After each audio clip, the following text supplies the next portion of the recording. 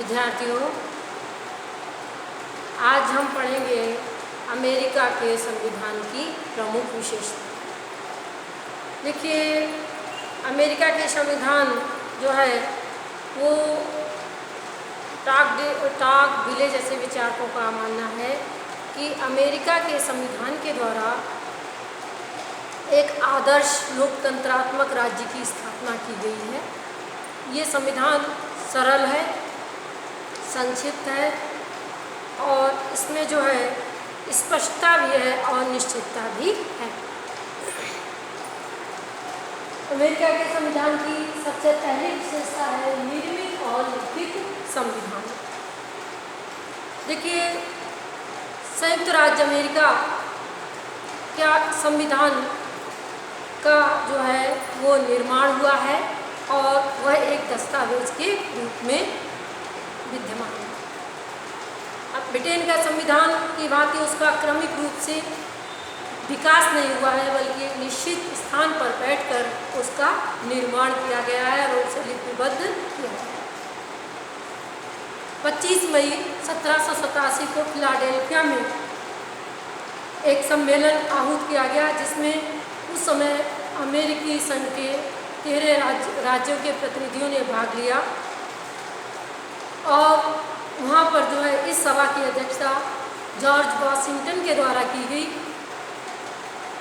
और 26 मई 1787 को संविधान के आधारभूत सिद्धांतों के संबंध में सहमति हो गई और उसके बाद जो है 8 सितंबर 1787 को मिस्टर मॉरिस की अध्यक्षता में एक समिति गठित की गई, जिसने कि 15 सितंबर 1787 को संविधान का प्रारूप तैयार कर दिया और जिस पर कि 17 सितंबर 1787 को हस्ताक्षर कर दिए गए। इस प्रकार से हम कह सकते हैं कि अमेरिका का संविधान विश्व का प्रथम लिखित संविधान है। दूसरा है सर्वाधिक संक्षिप्त संविधान। अमेरिका का संविधान विश्व का सर्वाधिक संक्षिप्त संविधान है। इस संविधान में 4000 शब्द हैं, जो 10 या 12 पृष्ठों में मुद्रित है, जिन्हें कि आधे घंटे में इस संविधान को पढ़ा जा सकता है। और हम ये कह सकते हैं कि अमेरिका के संविधान में मात्र 7 धाराएं हैं, जबकि विश्व के अन्य देशों में हम देखें तो हम ये कह सकते हैं कि वहाँ पर जो है ऑस्ट्रेलिया के संविधान में 128 अनुच्छेद हैं, कनाडा के संविधान में 143 अनुच्छेद हैं, दक्षिण अफ्रीका के संविधान में 153 अनुच्छेद हैं और भारत के संविधान में 395 अनुच्छेद हैं। इस प्रकार से विश्व के अन्य संविधानों की तुलना में ये सर्वाधिक संक्षिप्त संविधान है।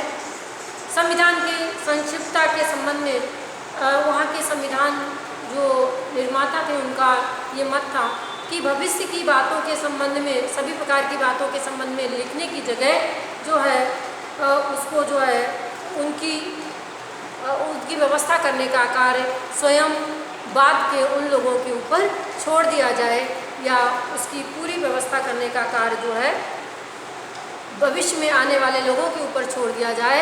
अभी तो मात्र संविधान की मुख्य बातें हैं, उन्हें लिख दिया जाए और उनमें रेखाओं को भरने का कार्य आगामी पीढ़ियों के ऊपर छोड़ दिया जाए, क्योंकि भविष्य की सभी बातों के संबंध में आज इस समय नहीं लिखा जा सकता है। और इसीलिए हम कह सकते हैं कि यद्यपि ये इतना संक्षिप्त है, इसके कारण संविधान में कुछ कमियां भी आई हैं, जैसे कई महत्वपूर्ण बातों के संबंध में वहाँ पर नहीं लिखा गया है, जैसे लोक सदन के अध्यक्ष की शक्तियाँ क्या होंगी, लोक सदन के केंद्र और राज्य के बीच विवाद की स्थिति किस प्रकार सुलझाई जाएगी, तो कई बातें जो हैं इसमें अलिखित हैं। अगला है लोकप्रिय संप्रभुता पर आधारित संविधान। लोकप्रिय संप्रभुता का अर्थ है कि जहाँ पर संप्रभु शक्ति जनता के हाथों में निहित होती है, जनता जो है वो संप्रभु होती है। अमेरिका अमेरिका में भी जो शासन की अंतिम सत्ता है वो जनता के हाथ में प्रदान की गई है, क्योंकि संविधान की प्रस्तावना में प्रारंभ में ही लिखा गया है कि हम संयुक्त राज्य अमेरिका के लोग जो है, और इस प्रकार अंत में जो है प्रस्तावना में कहा गया कि अपने संतानों की स्वतंत्रता की सुरक्षा के लिए इस संविधान को हम सभी स्वीकार करते हैं। इस प्रकार से हम कह सकते हैं कि संविधान जो है वो जनता के द्वारा तैयार किया गया है और अंतिम सत्ता जो है वो जनता के हाथ में सौंप दी गई है। जनता वहाँ पर सम्राट है। संविधान की सर्वोच्चता, देखिए अमेरिका में संविधान को सर्वोच्च माना गया है। अमेरिका में राष्ट्रपति, संसद या न्यायपालिका सर्वोच्च नहीं है, बल्कि संविधान सर्वोच्च है। संविधान के अनुच्छेद 6 में स्पष्ट रूप से लिखा गया है कि यह संविधान, इसके अनुसार बनाए गए कानून और उसके आधार पर की गई या भविष्य में की जाने वाली जो संधियां हैं वो इस देश का सर्वोच्च कानून होंगे और राज्य के न्यायाधीश इसे मानने के लिए बाध्य होंगे। राज्य के संविधान या राज्य के कानून की कोई भी बात यदि इसके विरुद्ध होगी तो वो अवैध मानी जाएगी। इस प्रकार से चूँकि वहाँ पर जिस प्रकार से केंद्र का अपना संविधान होता है, उसी प्रकार से राज्यों का भी अपना अलग संविधान होता है। तो उसमें स्पष्ट रूप से कहा गया कि यदि राज्यों का संविधान, राज्य के द्वारा बनाए गए कानून अगर संघीय संविधान के, केंद्र के संविधान के या संयुक्त राज्य अमेरिका के संविधान के विरुद्ध होंगे तो वो अवैध माने जाएंगे। और इस प्रकार से हम कह सकते हैं कि अमेरिका में संविधान को सर्वोच्च माना गया है। गणतंत्रात्मक संविधान, देखिए गणतंत्रात्मक संविधान वह संविधान होता है या शासन वह शासन होता है जहाँ पर कि शासन का जो अध्यक्ष होता है, राज्य का जो अध्यक्ष होता है, वो ब्रिटेन के सम्राट की भांति वंशानुगत आधार पर पद ग्रहण नहीं करता है, बल्कि उसका पद निर्वाचित होता है। वह जनता के द्वारा प्रत्यक्ष या अप्रत्यक्ष रूप से निर्वाचित होता है। अमेरिकी संघ का अध्यक्ष राष्ट्रपति है, जो कि जनता के द्वारा अप्रत्यक्ष रूप से निर्वाचित होता है। तो इसलिए हम कह सकते हैं कि वहाँ पर गणतंत्रात्मक संविधान की स्थापना की गई है और वहाँ पर जो है न केवल केंद्र के स्तर पर गणतंत्रात्मक राज्य की स्थापना की या संघ के स्तर पर गणतंत्रात्मक शासन है, बल्कि वहाँ पर राज्यों में भी गणतंत्रात्मक शासन की व्यवस्था की गई है। क्योंकि संविधान के अनुच्छेद 4 में स्पष्ट रूप से ये कहा गया है कि संघ की सरकार इस बात को देखेगी कि वहाँ पर प्रत्येक राज्य में गणतंत्रात्मक शासन की स्थापना की जाए और ये गारंटी जो है संघ सरकार की मानी जाएगी। इस पर कहने का मतलब है कि संघ की सरकार इस बात की गारंटी देती है कि न केवल संघ के स्तर पर बल्कि राज्यों में भी गणतंत्रात्मक शासन की स्थापना की गई है। अगला है संघात्मक शासन की स्थापना। देखिए अमेरिका में जो है वो संघात्मक शासन की स्थापना की गई है। संघात्मक शासन की स्थापना की गई है। यद्यपि 1781 के कानून के द्वारा वहाँ पर एक परिसंघ की स्थापना की गई, लेकिन धीरे धीरे चूँकि परिसंघ जो है वो एक ढीला ढाला संघ होता है, उसकी कमियाँ स्पष्ट रूप से सामने आई और उसके बाद अमेरिका में वहाँ पर जो है हम कह सकते हैं कि 1787 में एक संघात्मक शासन की स्थापना की गई है। और जिसमें कि जिस समय 1787 में संघात्मक शासन की स्थापना की गई थी, उस समय अमेरिका में 13 राज्य थे और वर्तमान में आज अमेरिका में 50 राज्य हैं जिन्होंने मिलकर एक संघ की स्थापना की है। अमेरिका संघात्मक शासन की जो स्थापना की गई है और स्पष्ट और संघात्मक शासन के लिए जितनी भी आवश्यक विशेषताएं होती हैं वो सारी की सारी अमेरिका के संविधान में मौजूद है। जैसे शक्तियों का विभाजन केंद्र और राज्य के बीच किया गया है, अवशिष्ट शक्तियाँ राज्यों को प्रदान की गई है, एक संविधान को सर्वोच्च माना गया है, न्यायपालिका को को स्वतंत्रता प्रदान की गई है और वहाँ पर जो है दोहरी नागरिकता की व्यवस्था की गई है। व्यवस्थापिका का जो द्वितीय सदन है सीनेट, उसमें भी सभी राज्यों को जो है समान प्रतिनिधित्व प्राप्त है, चाहे कोई राज्य छोटा हो और चाहे जनसंख्या की दृष्टि से बड़ा हो, सभी राज्यों को समान प्रतिनिधित्व द्वितीय सदन में प्रदान किया गया है। तो इस प्रकार से हम कह सकते हैं।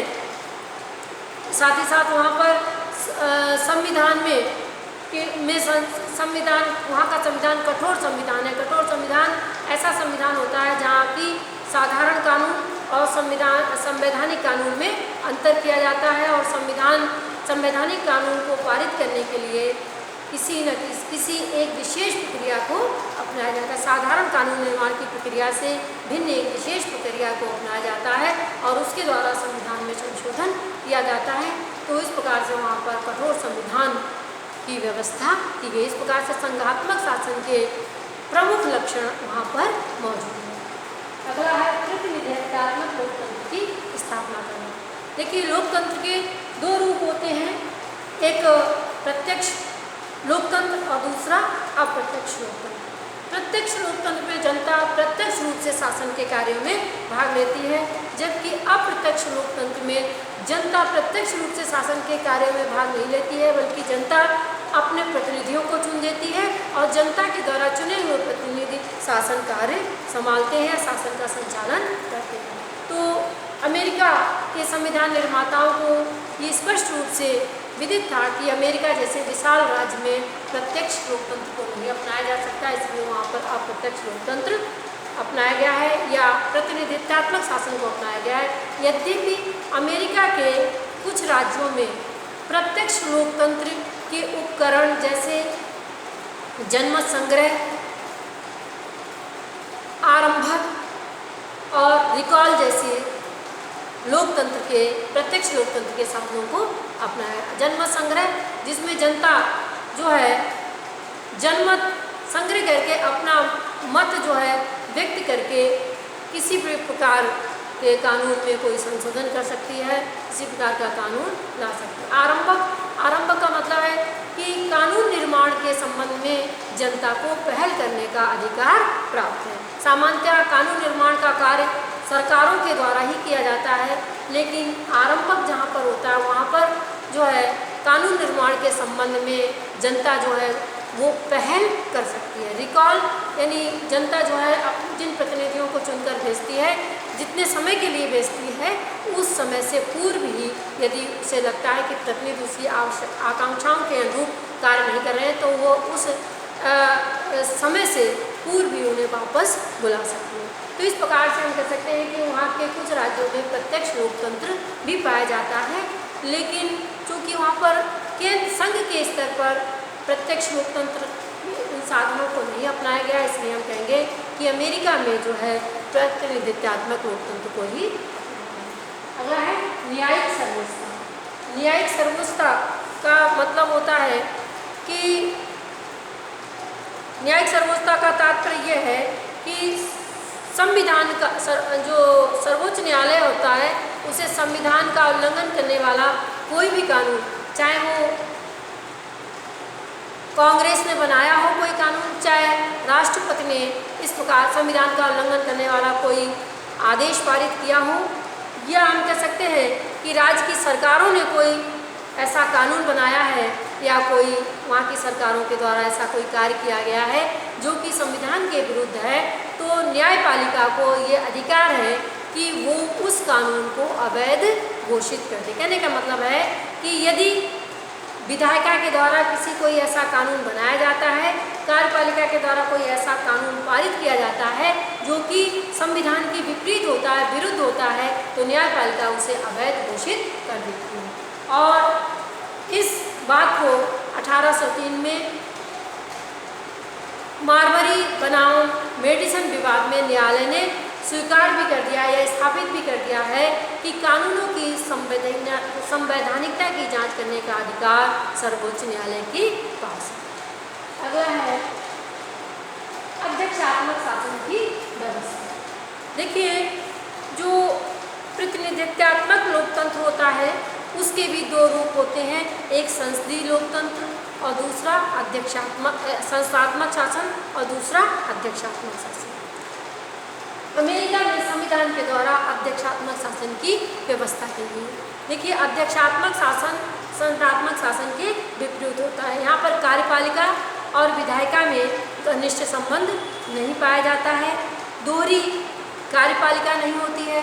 कार्यपालिका का कार्यकाल निश्चित होता है और कार्यपालिका अपने कार्यों के लिए विधायिका के प्रति उत्तरदायी नहीं होती है। कार्यपालिका विधायिका को नहीं हटा सकती है और विधायिका समय से पूर्व कार्यपालिका को नहीं हटा सकती है। तो ये सारे लक्षण वहाँ पर मौजूद हैं। देखिए, अमेरिका की कार्यपालिका, अमेरिकी राज्य की कार्यपालिका का प्रधान वास्तविक प्रधान राष्ट्रपति है और हम कह सकते हैं कि राष्ट्रपति जो है वो अपनी मंत्रिपरिषद का निर्माण करता है और वो अपने मंत्री कहीं से भी किसी भी व्यक्ति को मंत्रिपरिषद में शामिल कर सकता है। मंत्री उसके पश्चात पर्यंत ही कार्य करते हैं और अपने पद पर रहते हैं और मंत्री जो है वो अपने कार्यों के लिए, मंत्रिपरिषद जो है वो अपने कार्यों के लिए राष्ट्रपति के प्रति उत्तरदायी है, न कि विधायिका के प्रति उत्तरदायी होती है। विधायिका जो है साथ ही साथ जो राष्ट्रपति है, संसद का मंत्रिपरिषद है, उसे संसद के अधिवेशनों में वो भाग नहीं लेते हैं या संसद में जो है संसद का नेतृत्व नहीं करते हैं और जो कार्यपालिका है वो संसद को विघटित भी नहीं कर सकती है, करती है। इसी प्रकार जो विधायिका है वो भी कार्यपालिका को उसके निश्चित समय से पूर्व, अर्थात वहाँ के जो राष्ट्रपति है उसका कार्यकाल 4 वर्ष का है तो उससे पूर्व उसे पद से बर्खास्त नहीं कर सकती। तो इस प्रकार से हम कह सकते हैं कि वहाँ पर अध्यक्षात्मक शासन की व्यवस्था की है। सीमित शासन का सिद्धांत। सीमित शासन का मतलब ये है कि देखिए, अमेरिका के जो संविधान निर्माता थे वो शक्ति के संविधान निर्माता सरकार की शक्ति से बहुत ज़्यादा आशंकित थे, क्योंकि उन्होंने स्वयं ब्रिटेन के राजनीति के अत्याचारों को सहन किया था और वो ये चाहते थे कि उनकी आने वाली जो पीढ़ियां हैं उन्हें अत्यधिक शासन या अत्याचार से जो है बचाया जा सके। तो इसलिए उनका कहना था कि सरकार के पास शक्तियाँ कैसी होनी चाहिए, सीमित होनी चाहिए। और क्योंकि उनका मानना था कि शक्ति जितनी ज़्यादा होती है उसके दुरुपयोग की संभावना या खतरा अधिक होता है और इसीलिए उन्होंने शासन की शक्ति के ऊपर नियंत्रण रखने के लिए कई उपाय वहाँ पर किए, जैसे न्यायपालिका को न्यायिक पुनरावलोकन का अधिकार दिया या न्यायपालिका की स्वतंत्रता, वहाँ पर न्यायपालिका स्वतंत्र है, संविधान को सर्वोच्च माना गया है। संविधान का निर्माण होने के पश्चात यानी सरकार की स्थापना होने के पश्चात वहाँ पर अधिकार पत्रों की व्यवस्था की गई है, शक्ति पृथक्करण की व्यवस्था की गई है। इन उपायों के माध्यम से वहाँ पर सीमित शासन के सिद्धांत को अगला है दोहरी नागरिकता। देखिए, अमेरिका में संघात्मक शासन की विशेषता के अनुरूप दोहरी नागरिकता को अपनाया गया। इसका मतलब है कि वहाँ का प्रत्येक नागरिक 2 प्रकार की नागरिकता ग्रहण करता है। एक तो सबसे पहली नागरिकता होती है संयुक्त राज्य अमेरिका की नागरिकता या संयुक्त राज्य अमेरिकी संघ की नागरिकता और दूसरा वो अमेरिकी संघ के जिस राज्य में निवास करता है उस राज्य की नागरिकता। इस प्रकार से दोहरी नागरिकता व्यक्तिवादी दर्शन पर आधारित। जो संविधान निर्माता थे वो लॉक के दर्शन से अत्यधिक प्रभावित थे, लॉक के व्यक्तिवादी दर्शन से, उदारवाद से अत्यधिक प्रभावित थे। तो इसलिए उनका ये मानना था कि संपत्ति का अधिकार, व्यक्ति की संपत्ति का अधिकार भी उसके जीवन और स्वतंत्रता के अधिकार की भांति ही महत्वपूर्ण है और वह अनुल्लंघनीय, उसका उल्लंघन नहीं किया जाना चाहिए। उनका मानना था कि बिना विधायी प्रक्रिया के किसी भी व्यक्ति को उसकी संपत्ति से वंचित नहीं किया जाना चाहिए और यदि सार्वजनिक हित में उसकी संपत्ति ली जाती है तो उसे उचित मुआवजा दिया जाना चाहिए। और इस प्रकार से हम कह सकते हैं कि उन्होंने न केवल संविधान के निर्माण के समय यानी संपत्ति के अधिकार को मान्यता प्रदान की, बल्कि सरकार के निर्माण के बाद भी जो है हमें उसके इस प्रकार की विचारधारा देखने को मिलती है। अगला है संविधान में कुछ महत्वपूर्ण बातों का उल्लेख। देखिए, अमेरिका का संविधान हम पहले ही पढ़ चुके हैं कि इस दुनिया का सर्वाधिक संक्षिप्त संविधान है और जिसमें मात्र 7 धाराएं हैं और जिसे आधे घंटे में पढ़ा जा सकता है। तो उसका प्रभाव या परिणाम ये निकला कि बहुत ज़रूरी बातें थी वो भी जो है उनका उल्लेख करने से संविधान निर्माता उनका उल्लेख करने में असमर्थ रहे या उनको संविधान में स्थान नहीं दे पाए और महत्वपूर्ण बातें जो है वो उल्लिखित किए जाने से रह गए। जैसे वहाँ पर बजट, कृषि, शिक्षा, श्रम, उद्योग, राजनीतिक दल और व्यापार जैसी बातें जो है इनके संबंध में वहाँ पर कुछ भी नहीं लिखा गया है। इनका कृषि इनका किस प्रकार से संचालन किया जाए, इसी प्रकार से वहाँ पर जो है लोक सदन के अध्यक्ष की शक्तियाँ क्या होंगी इसके बारे में भी नहीं लिखा गया है। और हम कह सकते हैं कि वहाँ पर केंद्र सरकार और राज्य सरकार की जो के बीच शक्ति का विभाजन भी उतना स्पष्ट नहीं है जितना कि स्पष्ट होना चाहिए।